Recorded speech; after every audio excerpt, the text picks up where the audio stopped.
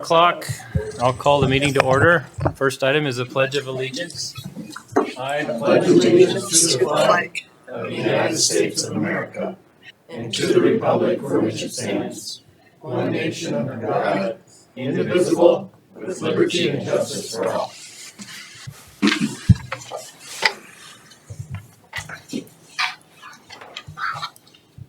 The mission of the Marshall Public School District is to educate, support, and prepare all learners for success. Our next item is approval of the agenda. So moved. Second. Motion by Jeff and seconded by Bill to approve the agenda. Any changes or additions? If not, I'll call for the vote.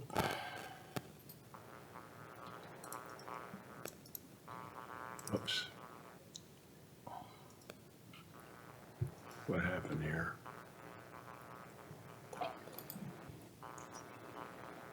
Join meeting.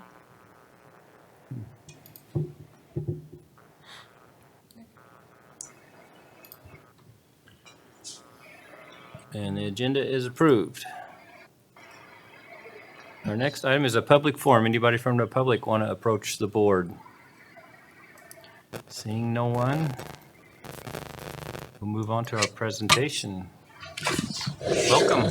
We invited Brian and Hayden and Emily to come and talk a little bit about MTSS at the high school and how interventions work at that level. We've heard a lot from elementary schools in the past, but high school, it looks a little different. They've been using BAR for a lot of years at high school. That's a big piece of how MTSS works. So thank you for joining us. Yeah. Thanks for having us. Nice PowerPoint, Brian. Yeah, thanks. So today we're going to talk about MTSS, and that stands for Multi-Tiered Systems of Support. And I'll just give a little background, and then I'll hand it off to Emily, and then we'll hand it off to Hayden. But what MTSS is really a continuous improvement framework, and in our district, continuous improvement practice and principles have been in place for over 20 years, almost 25 years now. And so what it is designed to do, it's a data-based program of problem solving and decision-making strategy, which is meant to be practiced across all levels of our system, not just at the high school, although it looks a little bit different at the high school.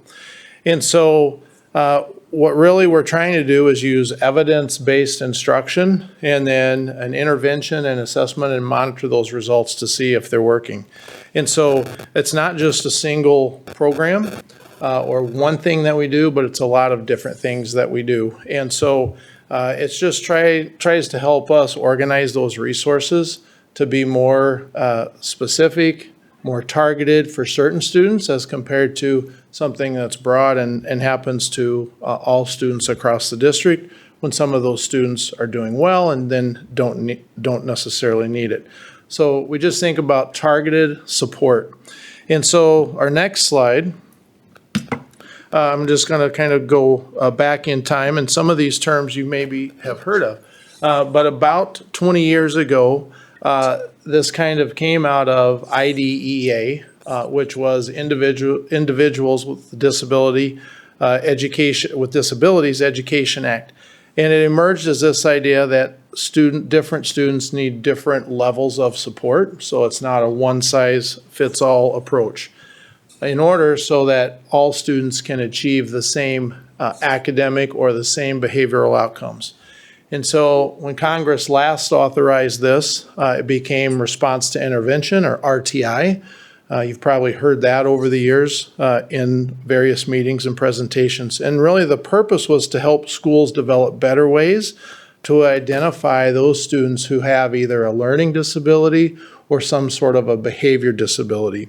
And so what it tries to do is to help our mainstream teachers use specific strategies with struggling students and then monitor their response to that. And the belief was that if the student responded well to that intervention, then we would carry on and that student would continue to perform well.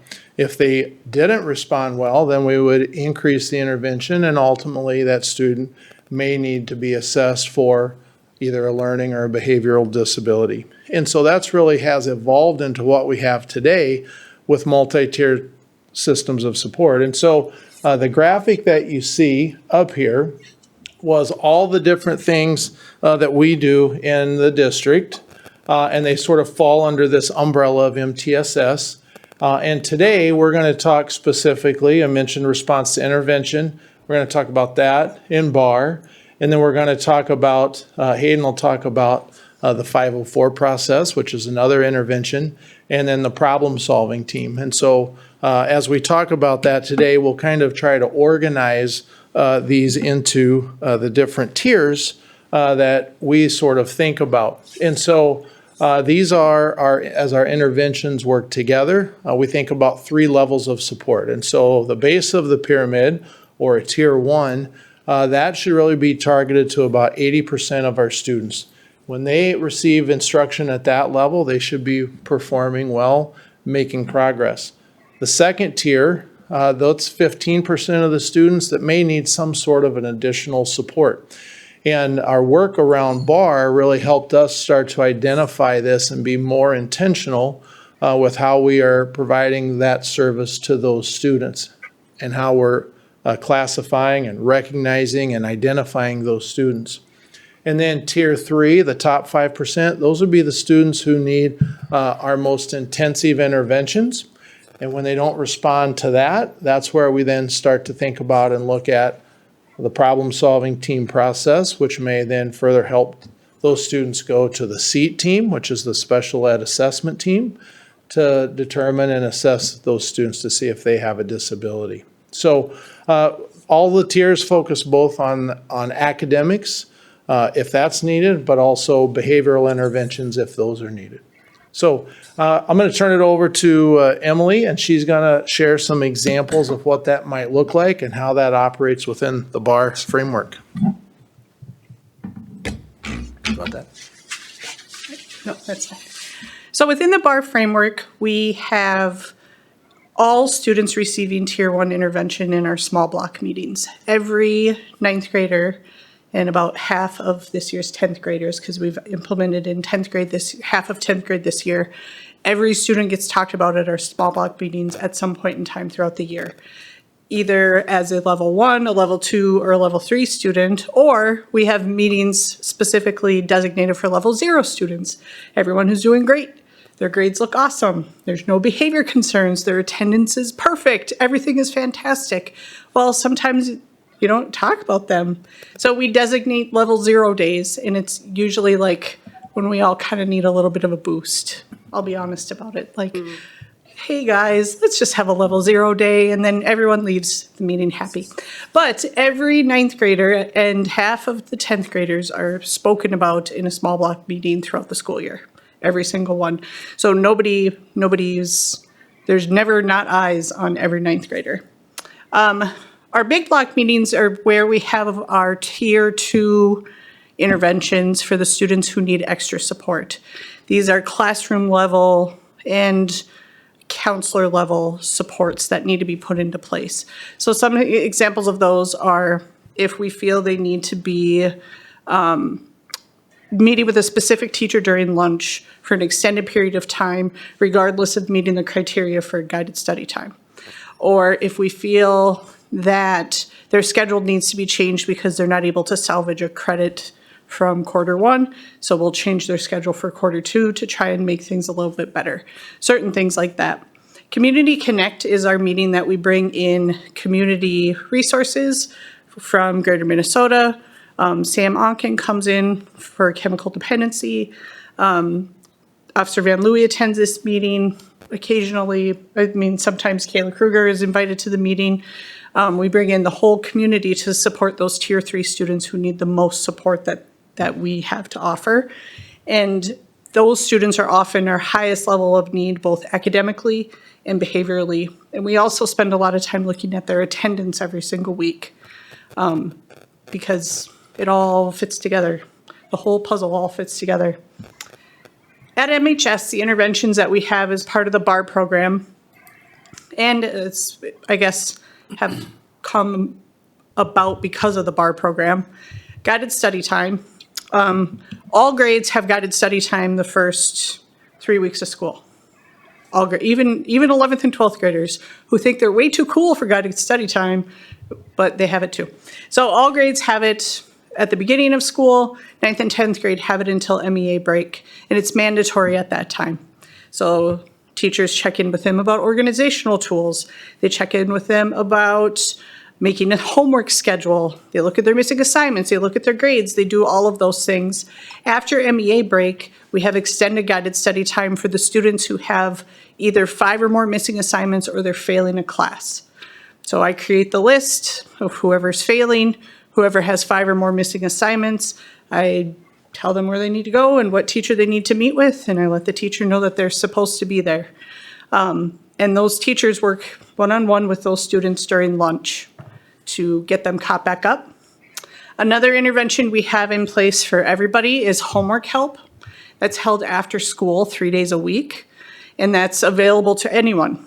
You just can show up, work on your homework, get a little extra help if you need to. Sometimes kids just go because it's quiet and there's not a lot of other places that are quiet. So that's another option available to them. And then the last one that we're actually adding this year because of the READ Act are reading intervention groups at the high school level. Years ago, we had reading intervention at the high school level, and then I don't know why it changed. I think It's our scheduling. increasing population, we needed that teacher to teach a class. And so this year, because I'm no longer teaching a class, I'm able to add the reading intervention groups to my plate, which was actually pretty great for me because I got kind of lonely. You know, I miss teaching, and so this gives me the opportunity to teach a little bit more. But these groups are for 9th and 10th graders who are not reading at grade level and not receiving services in another avenue. And so the students were assessed. I put the groups together, and this is another form of intervention that we have available for our 9th and 10th graders. Question on the homework help. Yep. 3 days a week, is there a certain period of time that you're open for that? Yep, after school, Mondays, Tuesdays, and Thursdays, What time? until 5, I believe. So the kids can opt to come in? Yep, Is there a specific teacher assigned for that? yep. And it's in the same room every day, Okay. so it's very consistent. Is that used pretty well? Yeah, it is. We have some students who go there every single day, just because it's their quiet space to work on whatever they need to work on, and it's someone who's holding them accountable, even though they may not technically be holding them accountable because it's optional, but, you know, it works for them. But yeah, it's used. And thanks for doing the reading intervention. I'm happy about it. Was awfully lonely just in my office. You ready? All right, I'm going to talk about a couple of different things. We have some outside agencies in the school. We're going to talk about the 504 process and the problem-solving team. And some of these are Tier 3 intervention specifically. When I'll talk about the 504 process, that can be for any groups of students, or Tier 1, Tier 2, or Tier 3. So just a couple outside agencies to highlight. We have Greater Minnesota Family Services that works in our school. It's a mental health agency. It's based in the school. So we have people located in the office, and they will work alongside our counselors, but they provide a little bit different services. They can provide therapy and skills. They can also do group and individual counseling, so they'll meet with parents as well. And it's something that is free for families that they do not have to pay for. So we have students that they meet with their specific Greater Minnesota counselor, their licensed counselor, and it kind of depends on their needs how many times they'll meet with them. But that's another awesome Year group. round, isn't it? Greater What's that? Minnesota, summertime Yes. too? Yep. That's year round. So they'll also meet with them in the summer. And with talking with them, they said it's something that mental health doesn't just end in the summer. So they'll continue to work with them to provide those supports all year. We also have Western Mental Health that will work in our school district. Sam Onken is a licensed alcohol and drug counselor. And she will meet with students that we have identified. At the high school, we'll have students that they will choose to work with her. So for example, we might have a student that gets a chemical violation, and we will give them the option to work with them. Some students choose not to. If we have continued violations, then we will make it a requirement where we've identified this student does need this support. It's not an option anymore. When Sam works with them, if they do the full program, it's 12 to 16 weeks. And she will also work with help them with some of the court system stuff and working through, she can do drug testing and looking at some of those things. So if we have students that we're concerned about chemical use, she can provide counseling as well. She does follow up with kids who've been to treatment. Can be post-treatment support, but it can also be that a lot, for most of our kids, that is the treatment. Yeah, okay. It's an intervention at school. As opposed to maybe an inpatient, it's more of an outpatient model. Okay. Are the parents involved in something like that? During the school day, Yeah. the parents are aware of that. They are not in those one-on-one meetings with Sam. We also have our chemical assessment team that we'll work with. We have parents that come to those meetings and are involved in those. So typically, if we have a student that's working with Sam, they're also working with our chemical support team for that parent involvement. Looking at the 504 process, when students are trying to get onto a 504 or we've identified students, there's a process to go through. It's looking at if a student has a disability. Determined by us. So it's a little bit different than special education and IEPs. It's a little more strict of a process that you have to go through. Through the 504 evaluation, we will look at different kind of data. And so we'll look at grades, we'll look at attendance. If they're working with Greater Minnesota, we'll talk with them, we'll talk with our counselors. We get all kinds of different input, and we determine if we believe that a student has a disability that is significantly impacting one or more areas of their life that impacts school. And so this could look like a lot of different things. It could be something like ADHD. It could be mental health, anxiety, post-traumatic stress. It could be diabetes. There's lots of different, any kind of health issues. And so the 504 process can catch a lot of students that might have needs that aren't being met, but also may not have qualified for an IEP or for special education. So we have students that might go through the special education process, not qualify, and then we can look at that in a 504. We do have some students that we're not concerned about them being in special education, but they might have other supports that are needed. So I have the 504 process on there. There's a lot of paperwork stuff that goes on, but really not as much as an IEP, but we have to get the parental consent to evaluate, and then we can go through that and identify if a student has needs and supports in the school. And so again, that it can be kind of varied. It could be tier 1, tier 2, or tier 3. Like for example, if it's somebody that maybe has diabetes and it's that they need to have a nurse's pass and that they have their diabetic management plan that needs to be followed. There might not be a whole lot that happens versus somebody that has dyslexia and ADHD. There might be more intense supports that need to be in place. So kind of depends with the 504s. And the last thing that I'm going to talk about today is our problem-solving team. The problem-solving team is a group of counselors, teachers, and somebody from our SEAT team, which is our special education assessment team. And we will have students that are referred. So we need to do our child find. So if we believe that there's a student that maybe would qualify for special education, we go through this process. And so the purpose for this team, we're formalizing that intervention process, and we're trying to figure out what are their needs, what interventions can we try before we have them go for the special education assessment, and do those interventions help with the identified needs that they had. And if they are met, then we know that we have something in place that worked and we don't need to go forward with the special education testing. So when we go through that, we have, and this was nicely provided by somebody, I don't know who made this, by Jeremy.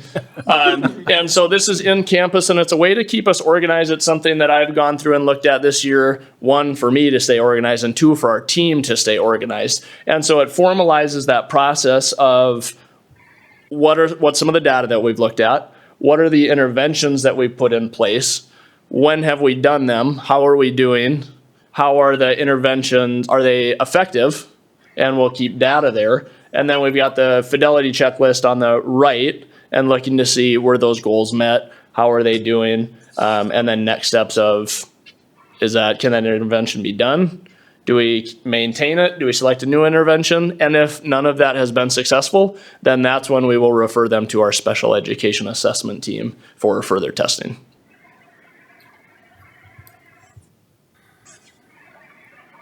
So, any questions about MTSS at Marshall High School? I don't have a question, but there used to be a time when administrators would look at a group of kids and say, these 20%, they're just not going to make it, and they just walk away. So I'm very impressed with what you guys do and the programs that you have, because it's so much better than what it used to be. And you constantly keep on improving the program. So kudos to you guys. Thank you. So those percentages, the 80, 15, and 5, does that stay pretty consistent for each class? Or do some classes have more issues than others? Or Sure. And those are really the target percentages, and that's that 10, 15, and 5% is really what, when RTI was developed, kind of where they said, and there's always going to be fluctuations within every grade. We see that just in our academic performance data that we put in our school board reports for the, our 3-week gradings, where one year we'll see a cohort that's doing really well, and the next year we see a cohort where their percentage of students passing all their classes isn't as high, and we say, what's going on, especially if, what's the variables there. And the thing about process, and when we talk about continuous improvement, we're always trying to, one, do our process with fidelity, but also thinking about how can we reduce the variability to try to, maximize the performance. And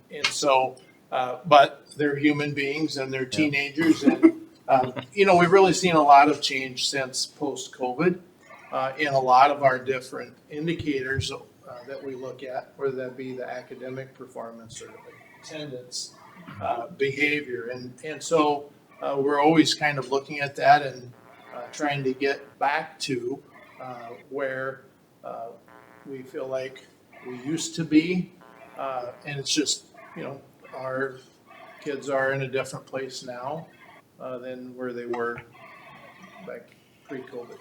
It's greater accountability. No kids fall through the cracks through this process. Well, that's the goal. Yeah. When we say that every year, 100% graduation.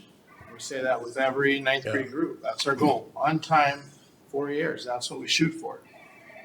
Just to expand a little bit with that too. So the 80%, those targets are, like Brian said, that's the norm, that's our target. We use those same targets at all the buildings. So BAR is a great way for us to collect data and have some evidence of what's happening with that. And that process behind that, and the high school's done a really great job at that, looking at that data. But if we're looking at the data and we're seeing that less than 80% of our kids are being successful within our core curriculum, then we're going back and talking with ourselves, what's going on? Do we have the right curriculum selected? Are we providing the right amount of rigor? Are we providing the right structures and supports to help kids be successful? If they're not, then we're looking at what are we doing more than what does the kid need. It might not be necessarily what the kid needs there, but it's kind of you look at the whole picture with that. Sure. It could be. That's where the professional development Right. side of it comes in, because maybe our staff needs some additional training in a certain area, Yep. a certain process to try to do a better job of meeting those students where they're at, and that gets targeted at that tier 1 level. Right. And using multiple data points, because one data point saying, here's what you see, that doesn't always tell us the picture. So we look at so many different things to help us tell that. But So one question, maybe two. Another thing that exists sort of is, I'll use the old language, MATEC, and then the social emotional learning, right? So sometimes kids were not necessarily meeting their needs, right? And they need to be in a different place. Yep. So that would be likely kids who are already at tier 3 and sort of go beyond. If there were a tier 4. Yeah.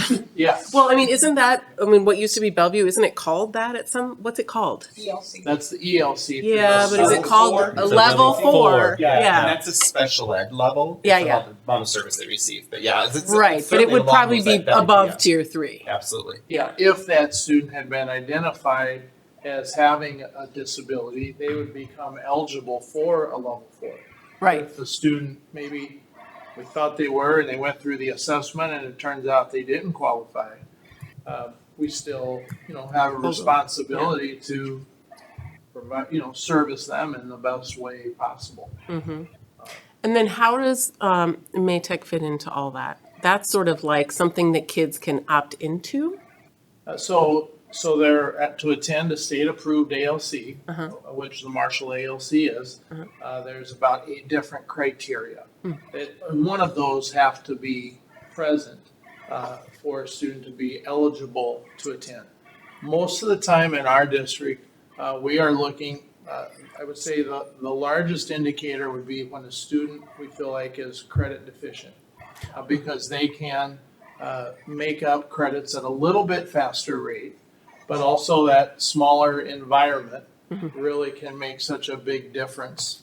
And for some students, just the size of Marshall High School, it creates such anxiety that we see the poor attendance and the low performance, but just being in that smaller environment fits their needs better. Because it's not a one size fits all type of approach. More secure.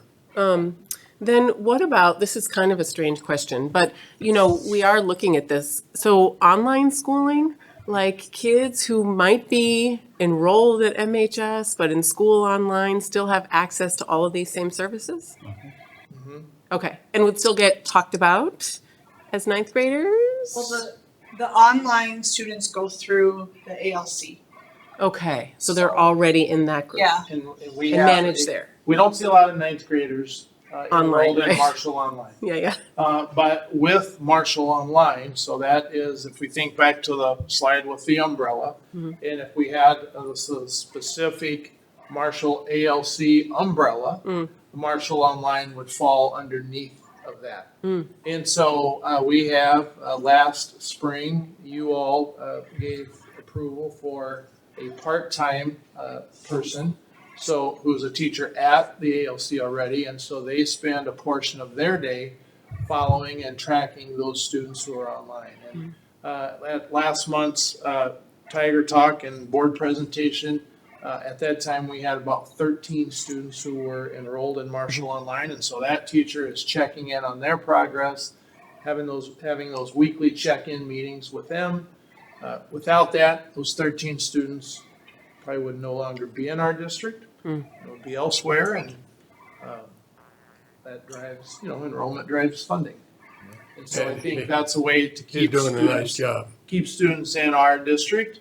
And, my hope is as students mature and develop and progress, that they might want to return back to either in person at the ALC or at MHS. But if they stay through Marshall Online, they're still earning and making progress towards a Marshall High School diploma because the ALC is under the MHS umbrella. And do they have access to the same support services in the same way?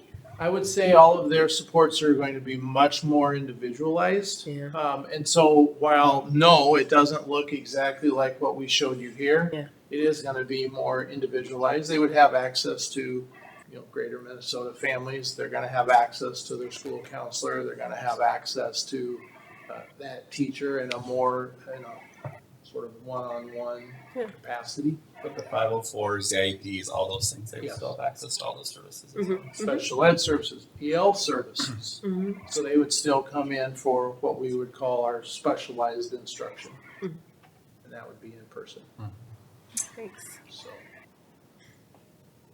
Good. Thank you, guys. Thanks, guys. Thank you. Appreciate it. Great work, thank you.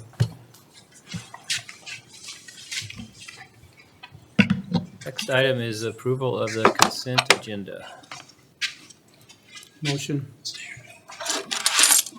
I'll second. Thank you. A motion by Jeff and a second by Anne Marie to approve the consent agenda. I will call for the vote.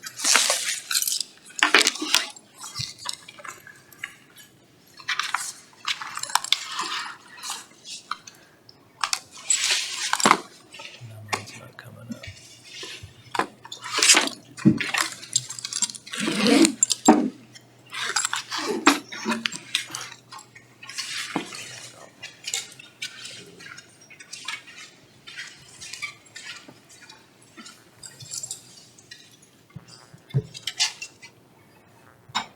There we go.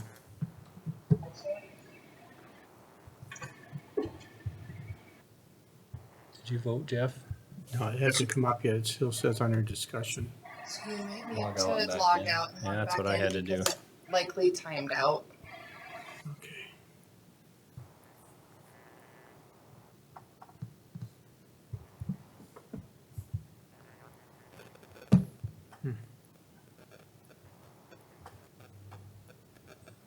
It's not what I wanted.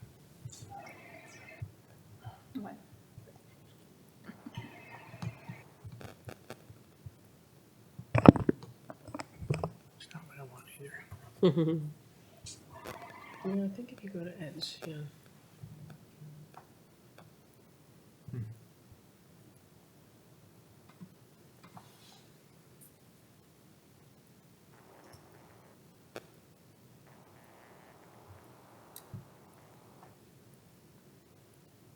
Do you need help?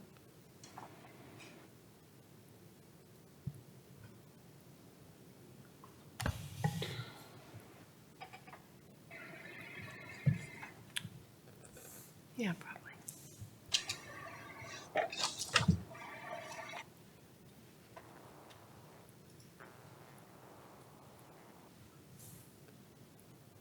What do you think? I can't seem to get back on. Go to Edge, Microsoft Edge.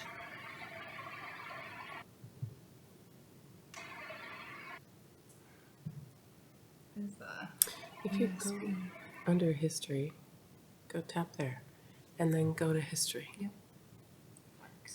And then, yeah, that one, there you go.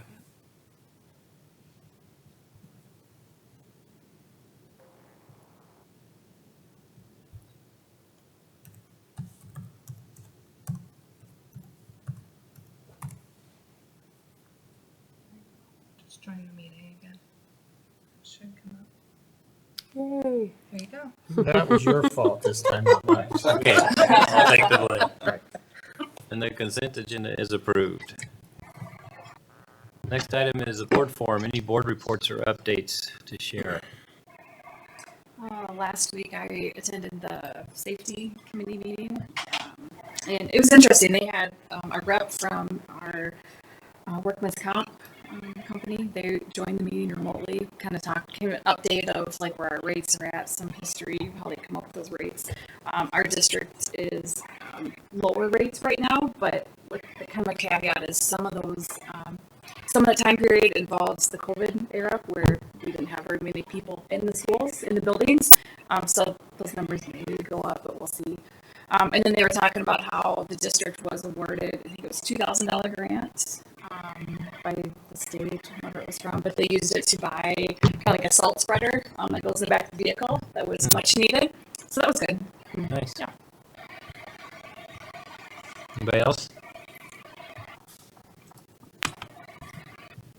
Next item is the first review of policies 901 to 907.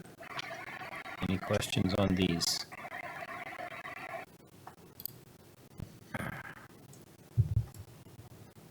If not, the next item is the second review of policies 801, 805, 807, and 809. Any questions or concerns on these? We'll approve this one next, at the next meeting. And at this time, I'll adjourn the meeting. Thanks, everybody.